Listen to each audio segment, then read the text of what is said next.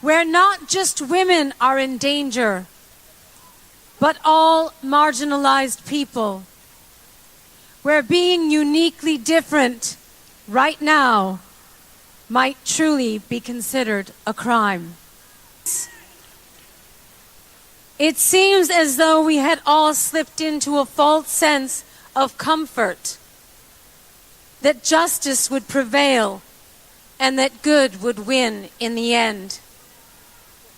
Well, good did not win this election, but good will win in the end.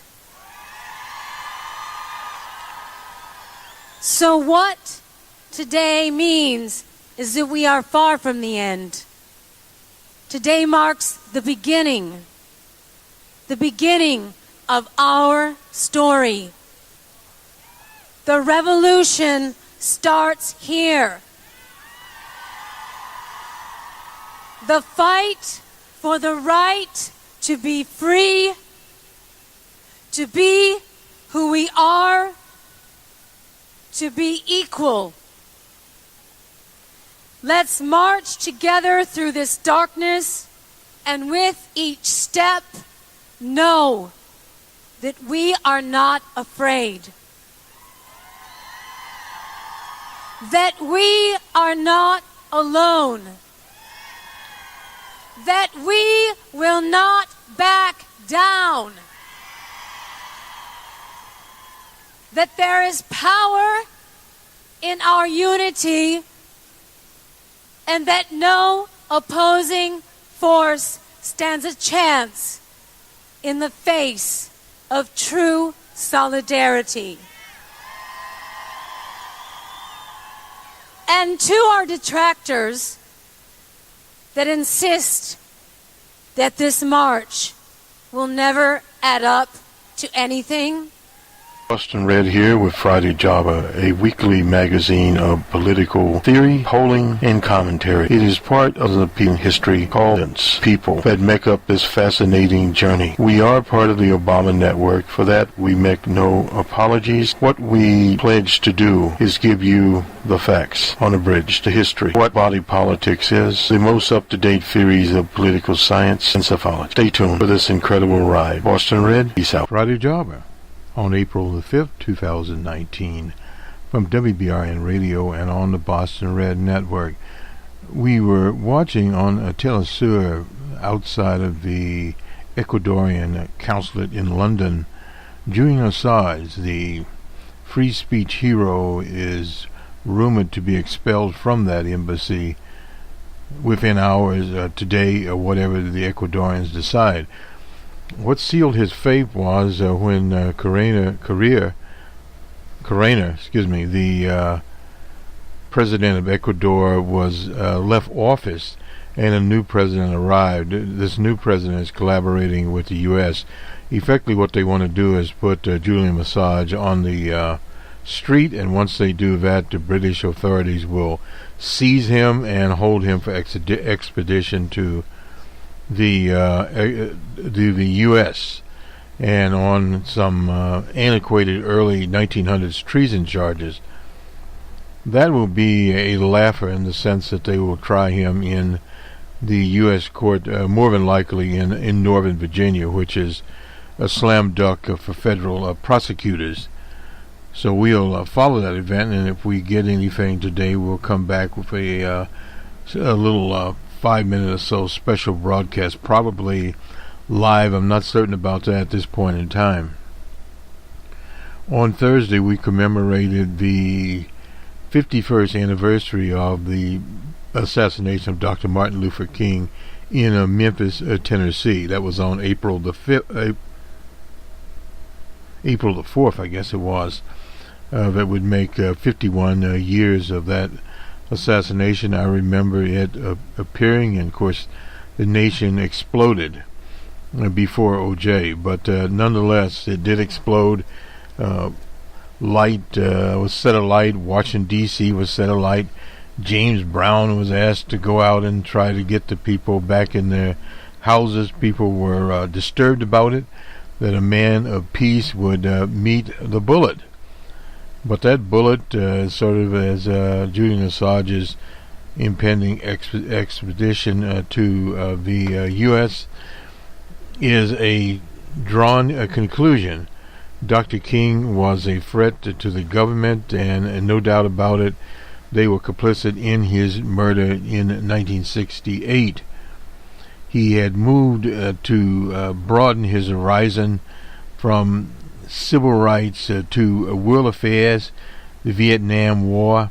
He spoke out against it, and he was also mounting a poor people's campaign, which is still going on. They'll be back in Washington this summer under the Reverend Dr. Barber. But these kinds of movements, you call them social movements, do spring up from time to time, and they do in fact get a currency. And this is basically what is happening with Bernie Sanders' movement.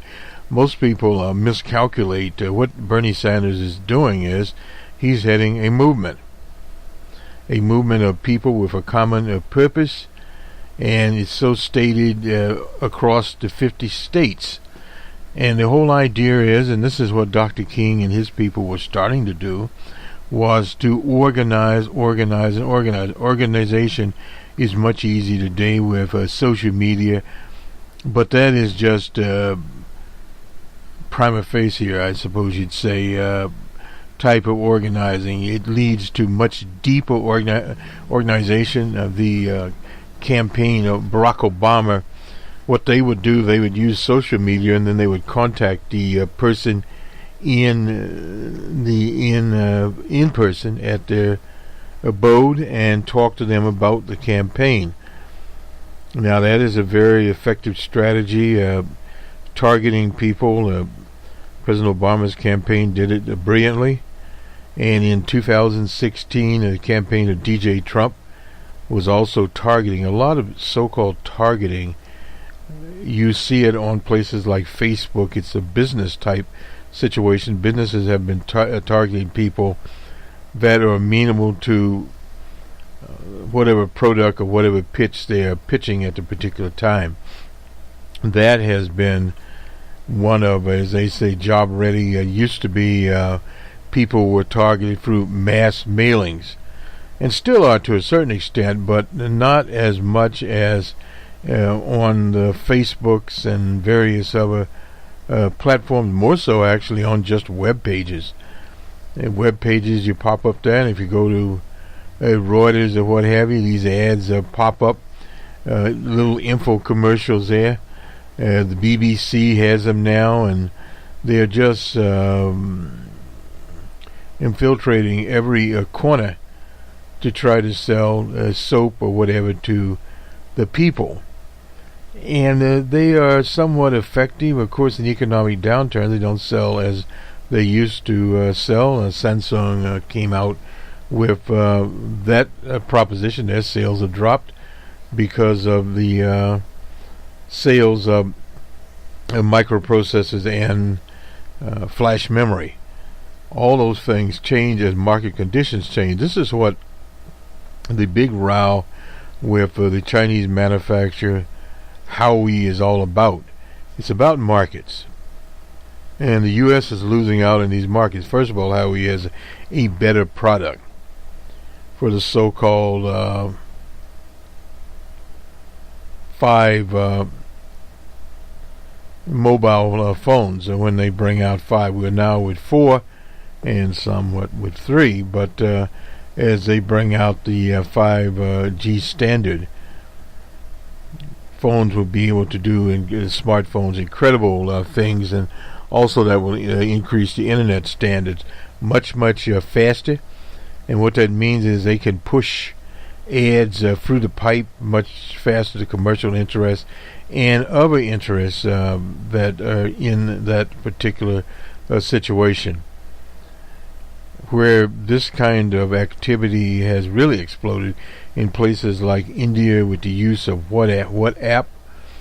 It is used there to plant rumors So don't get too fixated on this so-called Russian caper.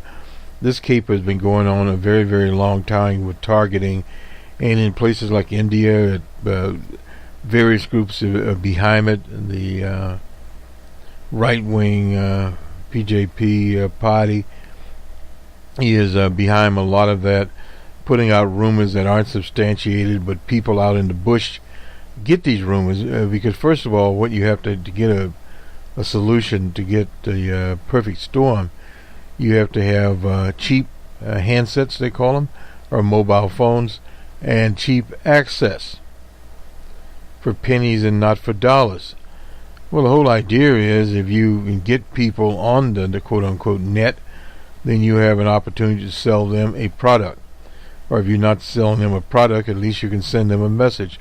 And that's what is happening more and more. Amazon is now putting up some of these low flying satellites in areas that are underserved by quote-unquote broadband. The open source report, which hopefully you'll hear this week, we've been talking about internet access, open internet access, internet equity for a very, very long time. And these low flying satellites bring that in. What we have not had in the U.S. is low cost mobile service or internet service, nor have we had the low price headsets. And these low price headsets are perfectly capable of doing most things. The processors perhaps are not as fast as, say, a Samsung latest edition or an iPhone 10, but they do the job. And when it all comes down to it, is a little handful of silicon there. Depending on what processor you have, the faster that processor, the better you can get your information. Now, why did we diverge on this?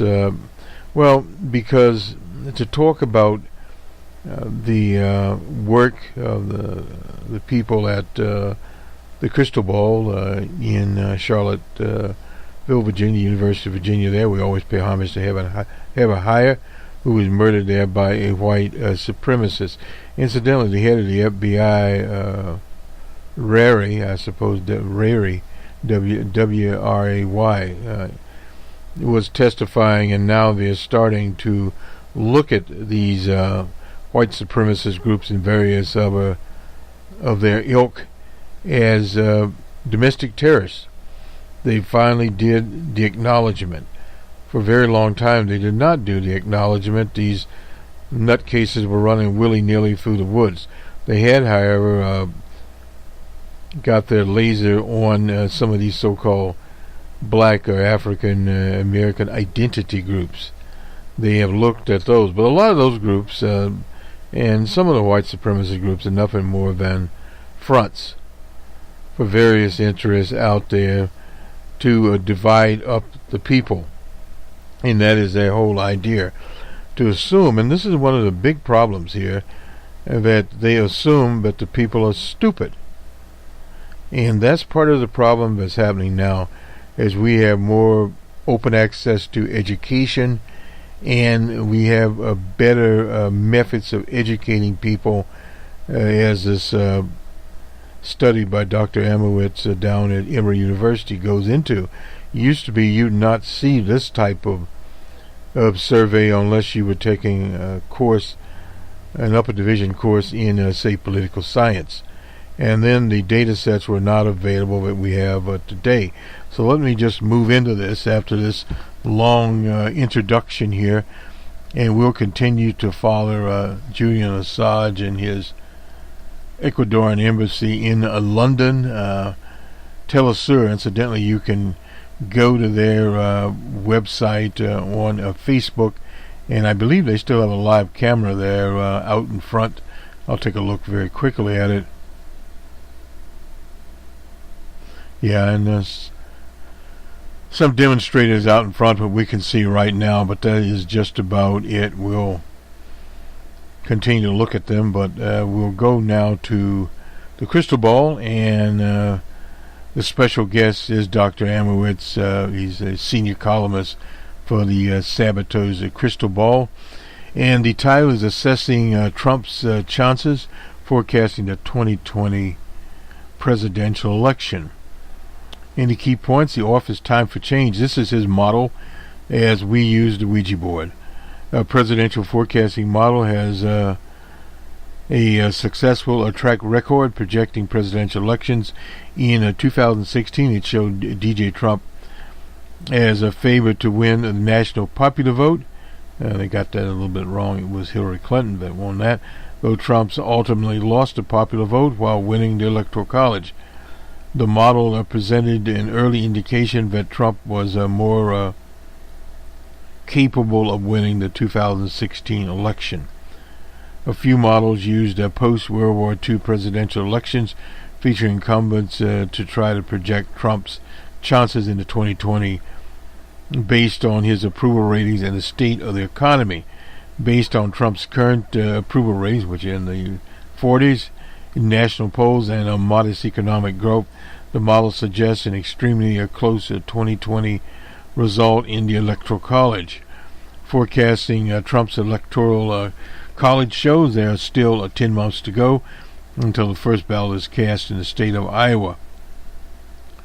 The identity of the Democratic nominee, in all likelihood, will be not known for more than a year. Needlessly, it's not too early to begin speculation about DJ Trump's chance of winning a second term in the White House. This is because when an incumbent is running for re-election, the presidential election is largely a referendum on the incumbent's performance, maybe or maybe not.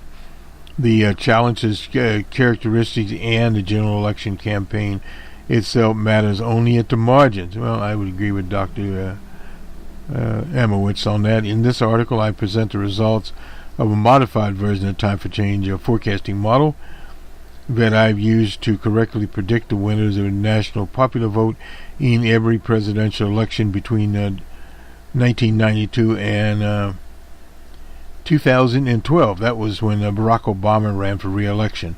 While the model failed to predict Hillary Clinton's narrow popular vote of victory in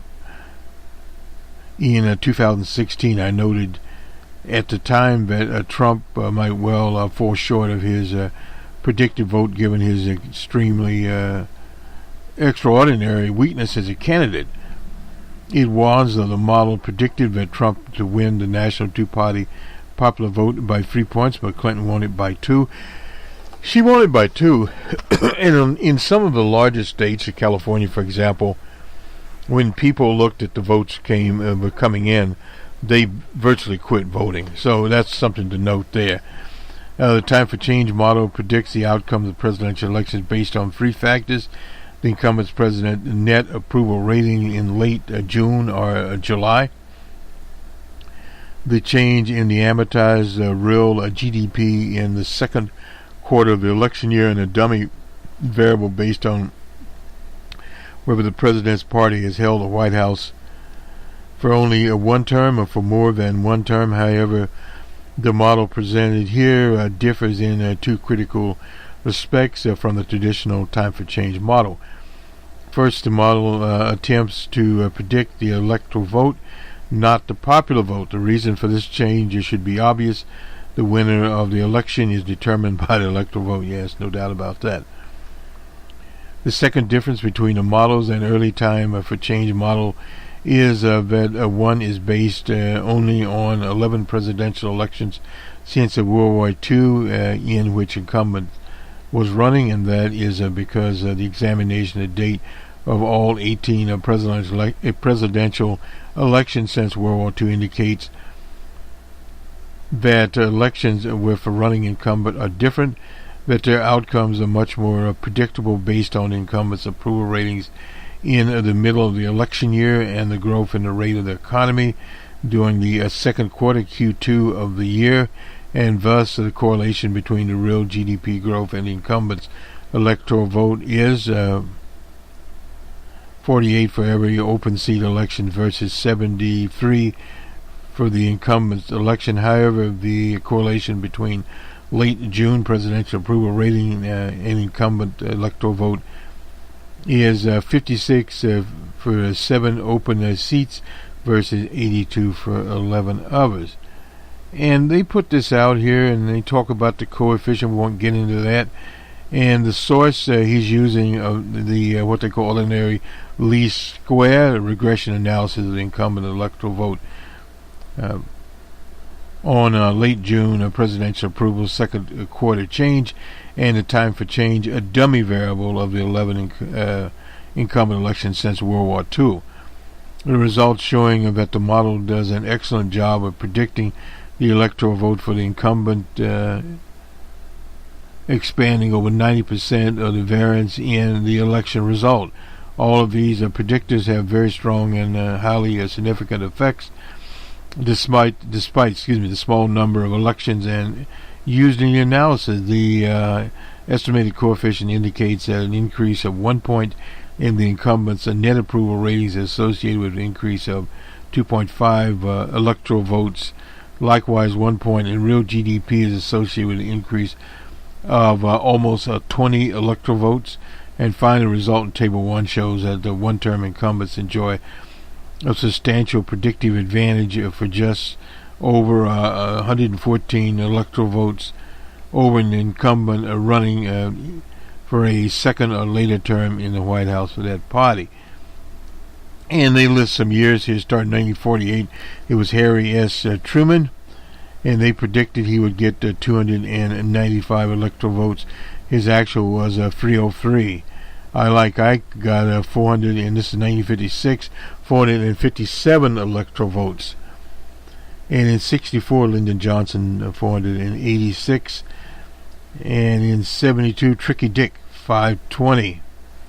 And and Jimmy Carter.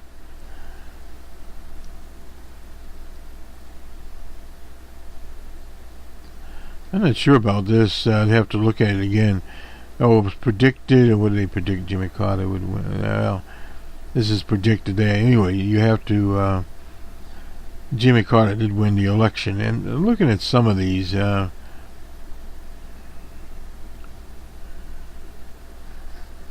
me just get one thing here. Which table we're looking at here? Table 2. Okay, just a second here. Displays the predictions generated by the model for the 11 incumbent elections since World War II with the actual results of those elections. The model predicted the correct winner of all 11 elections. The margin of error for the prediction ranged from 2 electoral votes in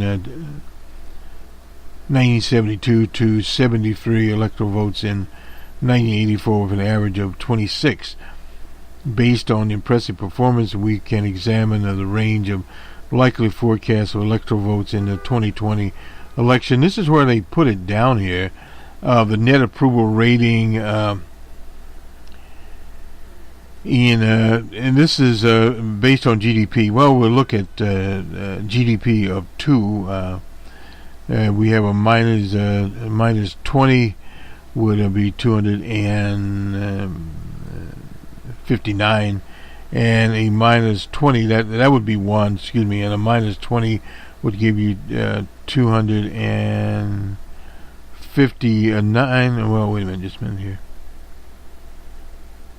Yeah, a minus 10 would give you 283 votes there. So just kind of looking at where your GDP is standing now.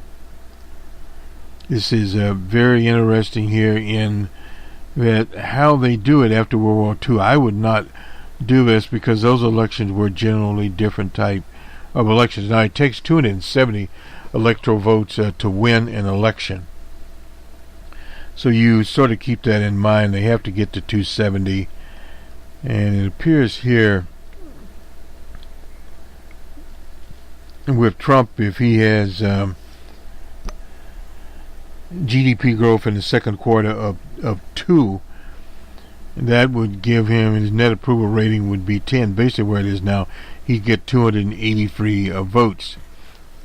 And he could easily win re-election, but if it was only 1, he would be short by 7 electoral votes. I wouldn't count very much on that. I would append this, if you want to look at it, time for change. There's several others out there that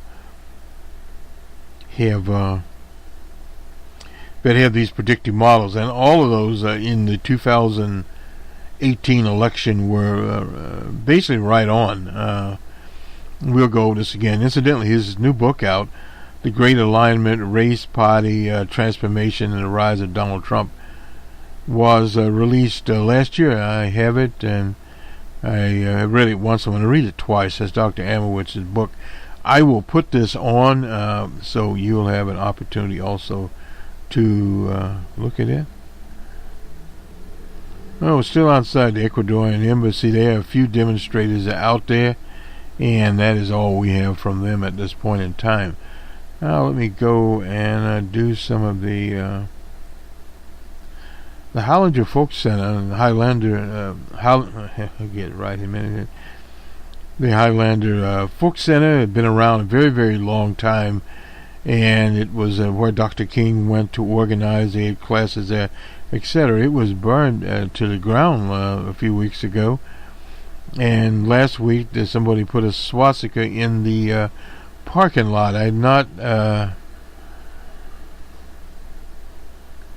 checked. Just a second here. Okay. I thought I heard some noise. There are open mics outside there. And nonetheless, we'll stay on this story of Highlander and see where they are at this point in time. Dr. King attended courses there, and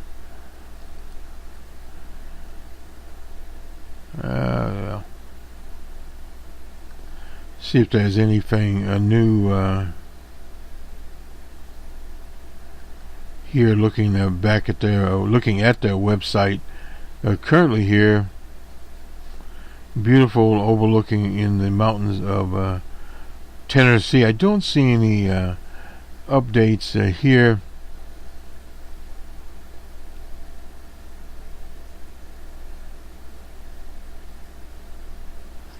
Now this is an older one here. We'll continue to look for new information on Highlander and the work that they were doing there. A lot of the records, incidentally, were destroyed in this particular situation, and with the 51st anniversary of the death of Dr. King, we would bring it up. One of the other stories we are covering here is the trial of Mohammed Noor. He's the man accused of killing Justine Ruzak, Damon in the upper Midwest state of Minnesota. And he's now on trial. We'll have a special on this. They're in jury selection. And what we'll go over is some of the questions so far to the jury and the judge's reaction. Judge Quintance, I guess is her name, a senior judge that is presiding over the trial. And in these types of activities, you rely lots on the judges, as we did back in the so-called trial of the century of the all-American hero Orenthal James Simpson and Judge Ito, if you remember Judge Ito. But anyway, there are a number of media groups suing to gain access to the trial, and also the shooting aftermath or autopsy of photos not be shown to the public or media attending the trial. And that is totally out of order. They normally always show those. In the most recent police killing, the trial was of Philando Castile. They showed Philando after he was shot slumping down in the car. All of those pictures were made available. And of course, in the trial of the century, OJ's trial, the bloody pictures of those people at in Brentwood were shown to the jury. The tabloids had them, and everything else had them. So why not here? We'll try to have that answer since Friday. They'll continue working with the jury, and hopefully we'll have some information there. Let me just get DJ Trump has his infamous opportunity zones. they've had opportunity zones around before. Nothing new there, but they are trying to make a splash. He's been working on making a splash for a very long time. And I was just looking at something here very interesting. Trump and Pelosi both are key to the private insurance companies. This is by Wendell Apata. Trump's great health plan and opposition to Medicare for all, socialism, and Pelosi's defense of the Affordable Care Act and opposition to single payer are both aimed at garnering support from the private industry situation. There's no doubt about this. One of the situations that's coming up, very brutal fights that are occurring on that issue. The Affordable Care Act, in our opinion, does need to be repaired as we wait to bring in a single payer. But it's not an end within itself. Barack Obama would gladly tell you that, period. Let's take a quick look at the Washington Post. Incidentally, in the UK, the Tory Prime Minister, right-wing Prime Minister May, is asking for an extension till June now. She met with the leader of the Labour Party, and she didn't have enough of give and take for them to come to any type of conclusion. Let's go here and we'll look also at sports. Now in Tampa, the women's Final Four is going on there. The Oregon Ducks are in it. Some of the usual suspects are UConn, etc. in it also. We'll take a little look at that. Now, big headline is a potentially damaged information in the Mueller report starts political fight. And the White House is trying to figure out how to get a new lawyer into the Internal Revenue Service so they won't release his taxes out there. One of the things there. And various other people. Joe Biden's hugging of people is out there. Now, this is in the Washington Post here. Their story here. I'm agnostic, according to Pelosi, questions whether Medicare for all can drive the benefits of Obamacare. She knows better. Pelosi suggested Thursday that she would rather build on the 2010 law, which she had an opportunity then to get single payer and didn't, and is yet to be convinced that Medicare for all proposals pushed by progressives would achieve its proposed goals. I'm agnostic, she said, which means she is neutral, and she's lying. We all share the values of health care for all Americans. Well, yeah. But the Affordable Care Act didn't set out to do that. What the Affordable Care Act set out to do was provide coverage to as many Americans as possible, having taking on the big issue of pre-existing conditions. That was it, as the late great Jerry Pippin would say. And also to set basically standards, and that's what the insurance companies are fighting right now, those standards. So when you say you are supporting the Affordable Care Act, the Affordable Care Act itself is under assault by DJ Trump. Now, it's in the courts. Now, if the courts rule against it, then the ball game starts all over, and Nancy Pelosi is in a very tenuous position. She's going to be building on anything but a house of sand. And the Post goes on to say Medicare for all, once seen as a fire of hopes of Bernie Sanders in his 2016 campaign, is now the focus of legislation co-sponsored by 100 House Democrats. Rising stars as AOC, that's Alexandria Ocasio-Cortez, have linked arms with veteran liberals there. He's again, Bernie Sanders is taunting it. And some of the contenders, Kamala Harris out of California, and of course our own Elizabeth Warren. But Republicans and more cautious Democrats have warned the proposal would end the Medicare plans of 180 million Americans whose insurance coverage comes from private carriers. That is not actually correct. So we are hearing again, let's see that what is right now is a $30 trillion price tag. That's not correct either. Pelosi this year promised leaders of the Progressive Caucus a hearing on single payer in the Rules and Budgets Committee, but the progressives want more, and they deserve more there. And this is going to create an interesting situation in the party itself. The Democratic Party and some of their followers want a more middle-of-the-road, a Clinton-esque, I'm talking about Bill Clinton, not Hillary Clinton, type of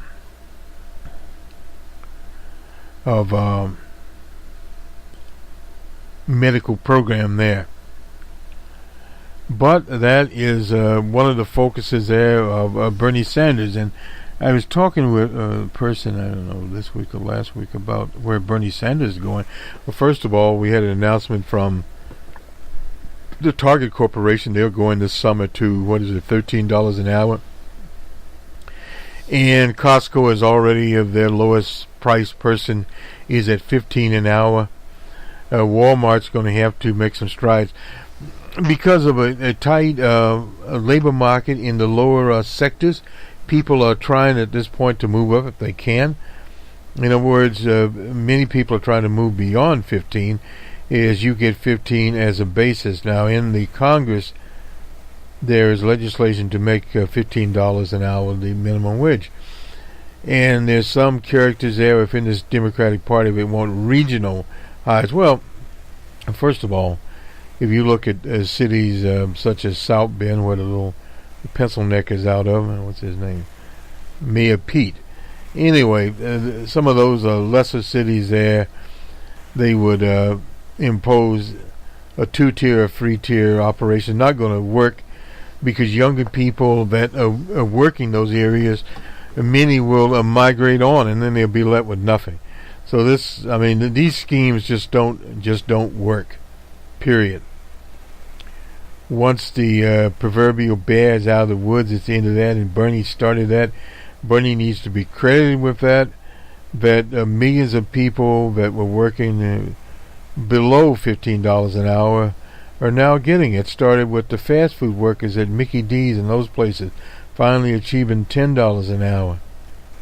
And when we start looking at the numbers of people that are making below, say, $15 an hour, roughly about 40% of working people. That is a large amount of people. Now, yes, some people are making more. They're making 20 and 25. I'm talking about so-called working people here that are actually making that type of salary. But that's the discrepancy between. It's about a $10 discrepancy or $5. I think our average is, last time I looked, is about 20. That's the average now, about $21 or $22 an hour. The factory type situation. But again, those jobs are starting to disappear. We now have robotics that will change many, many things. And based upon some of those situations, as with Uber, Lyft, who's now got the on the markets, but they aren't doing that well. We used to see those type of offerings come onto the markets. I remember vividly Red Hat was over $100 a share, and we got some people in. That's the business we were in at that time, picking stocks into that and also into Google. And but now we've seen lately these offerings on the market are coming in below $100, and usually what happens if they're below $100 after initial offering, instead of going up, they go down and sort of stabilize. So we expect Uber, Lyft to probably stabilize because they're not making the profit in the 70s and perhaps even the $60 range there, depending on what happens with them. Now, on the other issue, we're going to have a special program, incidentally, on this, the software glitch at Du Bois Corporation and their 737 8 Max and 9 Max. That plane is seriously flawed. We're going to have, and we'll have that tomorrow night on The Week That Was, a statement by Rep. Nader, and we offer our condolences to Mr. Nader. His great niece died in that crash, and he was saying that they'd had dinner with her a few days before the crash. and now she is dust, literally dust. Very unfortunate situation. A young woman that had a lot of potential.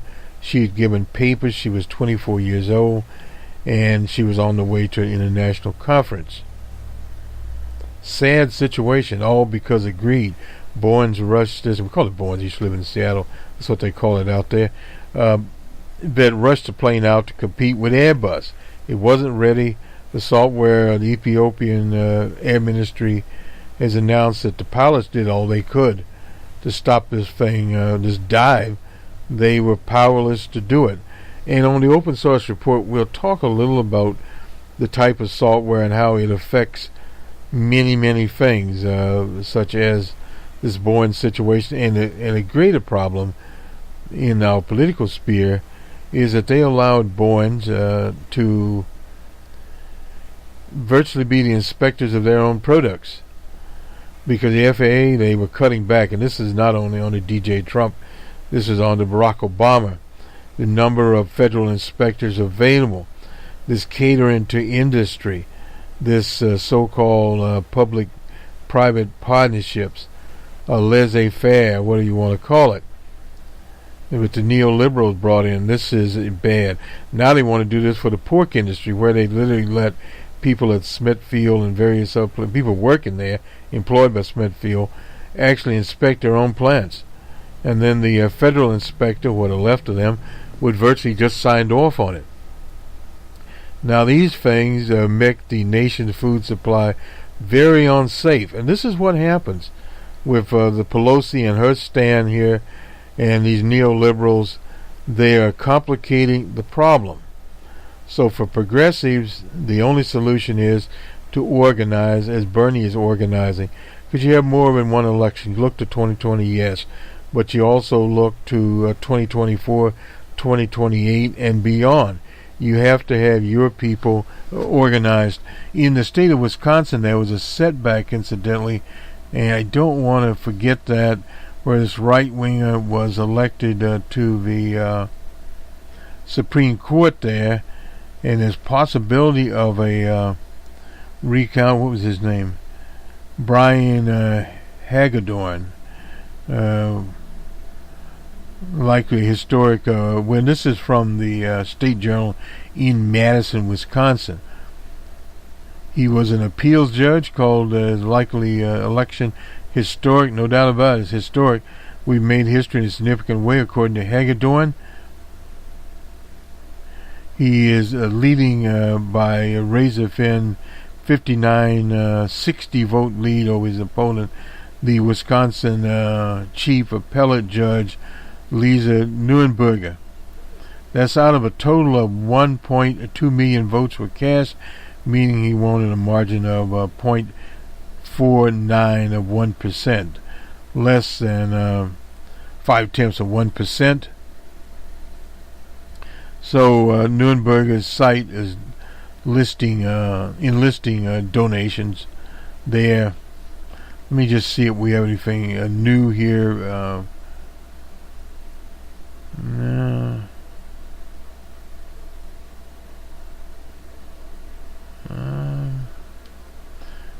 Also in Madison, Wisconsin, the mayor there was defeated.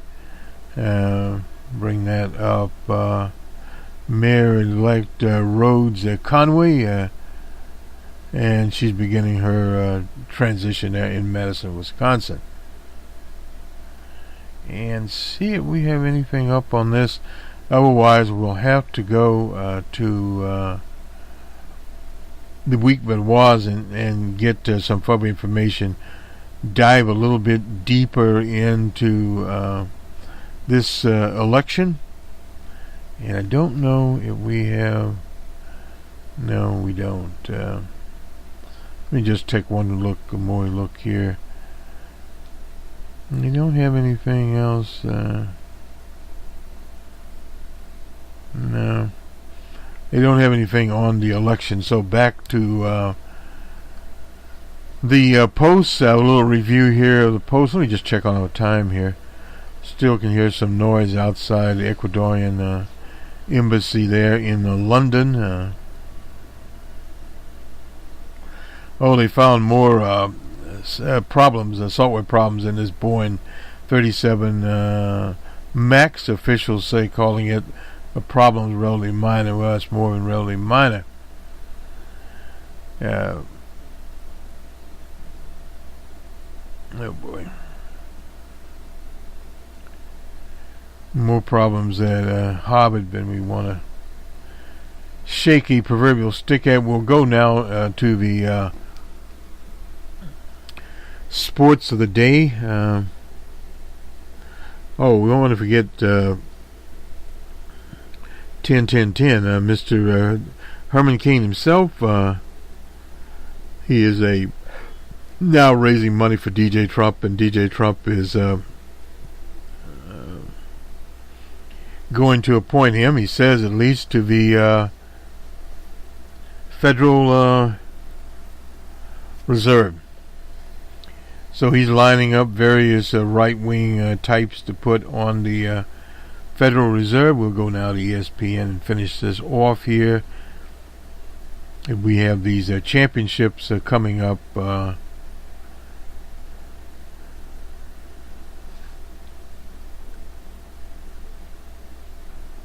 And the so-called big weekend for these various Final Four contests.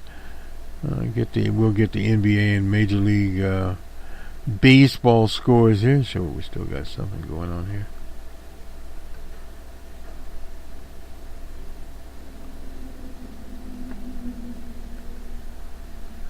And let me just look at the front page here, what we have, if anything at all.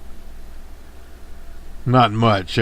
These, including the Final Four, Super Bowl, World Series, all of these are now just opportunities for the upper middle class to show up.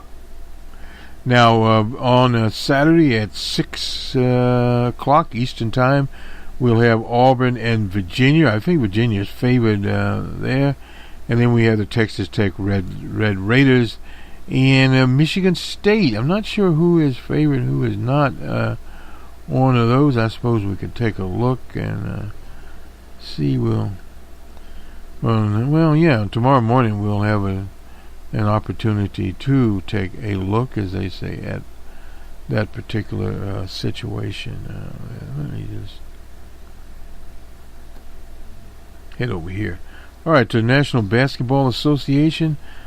The Bucks and 76ers. Bucks 120 to 122 for the Sixers. The Cavaliers and Kings. It was the Kings 117 to 104. And the Warriors and Lakers in Los Angeles. It was the Warriors 108 to 90. Short and very sweet there. And to Major League Baseball. The Royals and Tigers in Detroit. Tigers 5 to 4. The Nationals and Mets. The Nationals shut the Mets out 4-zip. The Yankees and Orioles. It was the Yankees 8 to 4. The Sox and Athletics out in Oakland. The Athletics 7 to 3 over the Sox. The Blue Jays and Cleveland. It was Cleveland 4 to 1. The Reds and Pirates. Pirates 2-zip. They shut out the Reds. The Cubbies and Atlanta. Atlanta has the Cubbies numbered 9 to 4 there. Yeah. Make sure what date I'm on here. Thursday. Okay, very good. And the Rangers and Angels in California. The Rangers 11 to 4. And the White Sox and Mariners was postponed. Rain, no doubt. And also the Padres and Cardinals in St. Louis. To the National Hockey League. Let me get the scores here on them. The Sabres are 5 to 2 over the Senators. The Lightning 3 to 1 over the Maple Leafs. The Islanders 2 to 1 over the Panthers. The Red Wings they lost to the Penguins in Pittsburgh 4 to 1. Good. The Canadiens and Capitals. Capitals 2 to 1. The Devils and Hurricanes. Hurricanes 3 to 1. The Flyers and Blues. It was the Blues in St. Louis. They were 7 to 3 over the Flyers. The Canucks and Predators. Predators 3 to 2. The Bruins and the Wild in Minnesota. Bruins 3-zip. And the Jets of Winnipeg and the Avalanche in an OT. It was the Avalanche 3 to 2. And the Sharks and Oilers. Sharks 3 to 2. The Coyotes and Golden Knights of Las Vegas. I like that name. It was the Coyotes 4-1. And here we go. Now we can look at the lines now. And let me see. The over-under here is 130. This is the Virginia and Auburn game.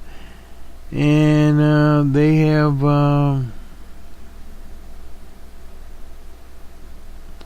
University of Virginia is a favorite here. What is it? Negative 5.5. And Texas Tech let's see. Actually, Michigan is favored at negative 2.5. The over-under there is 130.6. So Michigan's number 2. The Red Raiders are number 3. Talked to a fellow actually favored the Red Raiders. I have not seen either of these teams play this year. It's very interesting to see how they turn out and who makes the Big 2. I don't know. I'll be a contrarian here. I'll go with Auburn. When actually, well, anyway. Virginia is number 1. Auburn is a number 5 seed. Oh, well. And my friend Diana will do Texas Tech over Michigan State. Be an interesting lineup there, but I guess the conveying wisdom here is to be Virginia and probably Michigan State, and it'll be interesting to see who's favored in that. Well, that's what will do it for us. Check in again on poor Julian Assange, and his moving day is coming. I see nothing. There's still just a shot outside the Ecuadorian embassy there. Nonetheless, we'll see you on the week that was. We'll have special programming on a Sunday. And we have numbers, man. It's already shaping up. We have those results coming up. Was it 8 or 9 o'clock? We'll have to check and see on that one. The job figures are coming out. Are they embargoed till 8? Anyway, we'll find that out. You'll find out on numbers, man, there. And we'll get this open source report out, and we'll dive into as deeply as we can the software glitch on the Boeing 737. Have a good weekend, everyone. We'll talk to you on a Saturday morning.